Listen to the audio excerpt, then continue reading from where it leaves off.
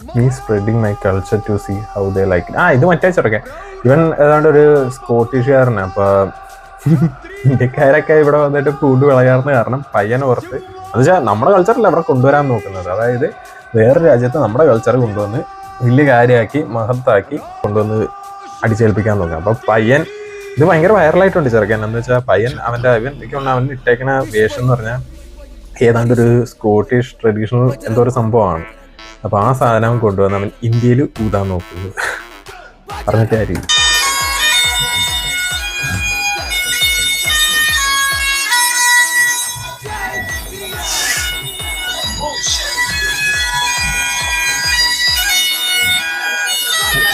അത് നോക്കി വിളിക്കാൻ അല്ലേ, അതൊക്കെ നോക്കി വിളിക്കാൻ കുറെ മണ്ടന്മാര്. അവൻ ആക്കി അവൻ എല്ലാത്തിനായിട്ട് ഊക്കിയ എന്നിട്ട് അതൊക്കെ വിളിക്കാൻ.